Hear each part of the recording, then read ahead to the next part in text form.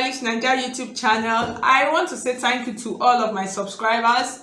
I really appreciate you guys a whole lot for subscribing to my YouTube channel. I thank you for the support you guys have given to me on this channel. So if you are new to my channel, if you have not subscribed already, please, I would appreciate if you would hit on the subscribe button and then hit on the bell on the side to get an update whenever I upload a new video. So that's just like basically the essence of that that bell on the side. So guys, like I said in my previous video, I have just joined on Pinterest. So guys, please, I'm pretty pleased you guys should follow me on Pinterest and support my Pinterest account at Official Stylish Naija. So once you just type Stylish Naija or Official Stylish Naija, it comes up, and then please follow me on Pinterest for you to get beautiful pictures. From there you could copy out pictures and to make beautiful styles for yourself, and then some of the tutorials also that you miss, I normally drop them there also. So that's just like basically. So if you want to register for my online class for this month, and you could see my number just scrolling through, so just copy the number and then send me a message on WhatsApp. So let's just get started now. Today this is like a quick one. It is a DIY 4 ways of attaching boning to your dresses, to your blouse, to your corset, to your bodies. That's just like basically what we're going to be doing today. I'm going to show you 4 simple ways, not step, 4 simple ways of doing that, and then it's going to be perfect. So let's just get started. So this boning that I have here, this is like a femur boning. This is not the sew-on boning. The sew-on boning, that's the one that you could stitch on and then you will not break your needle. I don't have that one available, but in your regular accessory shop you could get it. So once you ask them about boning, this regular boning, they will just bring out the different types and then they'll show them to you, and then you will know. This one is a little bit firm. Most times I prefer using this one because it is actually firmer than the sew-on one. So this one is about 1/4 of an inch.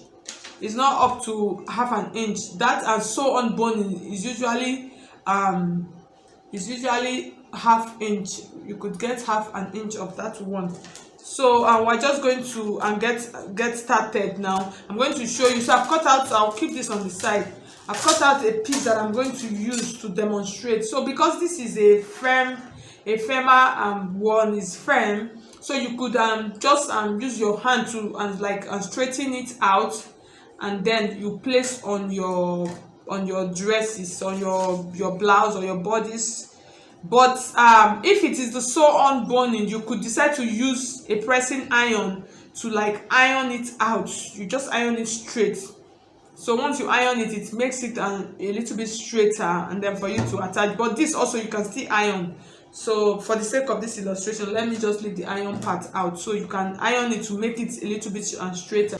Okay, here is the first way of attaching a boning on this tutorial. So when attaching a boning when using this kind of techniques to attach a boning, what you will do, you will consider the stitching allowance. So you are going to add that to your fabric. So for this, I used about 1 inch allowance, because I'm going to be creating the casing from my seam allowance. So after stitching like this, you are going to iron all of them out flat. You iron them out flat like this, and then what I normally do, I'm just going to take my scissors, and then I'm going to cut out a part.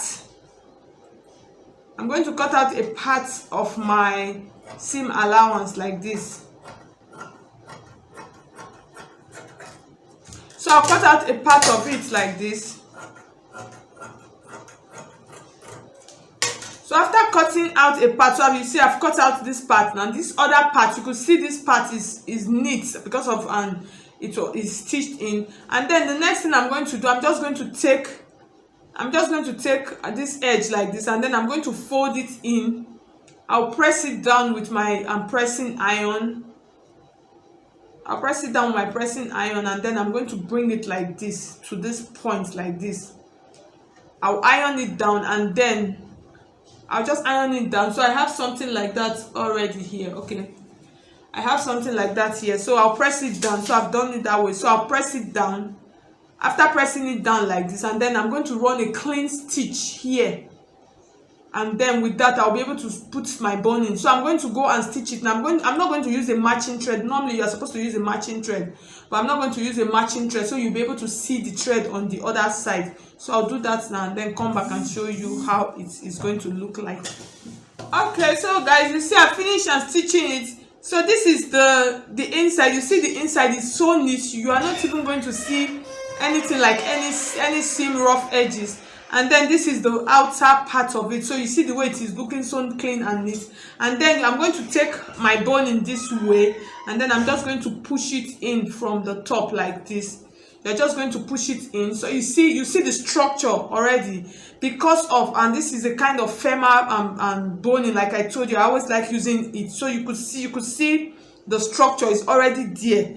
So this is how you attach and such and boning. So after attaching like this, you could see the back. So you see the beauty of this boning on it. The beauty is already here, so clean and neat. So at the end of the day, you can just turn with your lining. So I'm going to show you how to do that towards the end of this class. So this is how you attach this. So the second way of attaching a boning, for this you could decide to use your, like I told you, you could decide to use your 1/4 of an inch. So I'm just going to cut out this extra allowance, this extra seam allowance also. So you could see I really do not have much allowance on this one. So I'm going to show you how to create a casing for this. So for this, I'm just going to cut out another fabric. So for such types, so you see I've cut out another fabric. So here's what I'm just going to do. I'm going to take it to my ironing table now. I'm going to fold the edges. I'm going to fold the edges in, the two edges on both sides. I'll fold this side in like this, and then I'll stitch it down. I'm just going to put it on top. That's let it cover my seam allowance. So for this, for instance, maybe you don't have enough fabric, and then you're just using tiny inch, 1/4 of an inch to stitch. So you really don't have any problem. So you're just going to create such casing. So you iron it down from this side, and then I'm going to place it like this. I'll stitch it, and then I'll iron on this other side also. So you could use like a 1.5 inch of fabric, so you'll be able to iron it in. So I'm going to go and do that now and then come back and show you.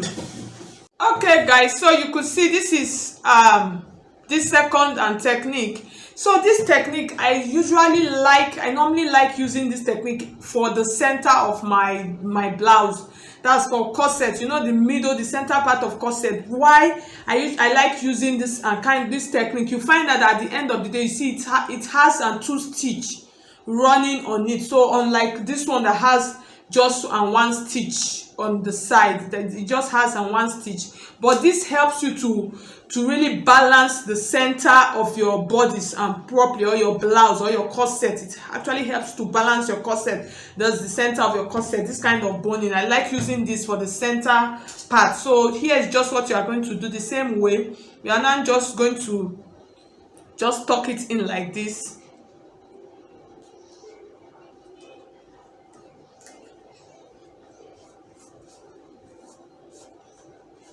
How I love this boning. So you could see the structure that it just gave to our fabric so easily. So you could see, so at the time you finish making your blouse, just imagine all of this on the side, on all of your seam, your dart lines. It comes out pretty and beautifully well. So this is just like the second technique. I'm going to show you the third one right now. And then the third one is the one that we're going to do that our seam is not going to is not going to show. So I'm going to cut out another fabric to use to illustrate for you.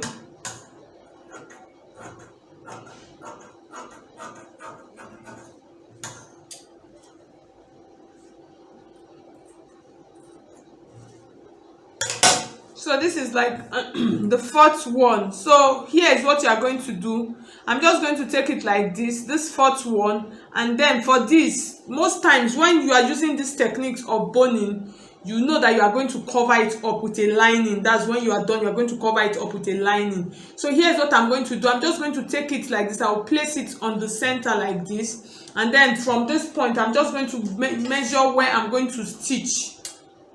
That's where I'm going to stitch. That's from the center. I'm just going to rule a line like this,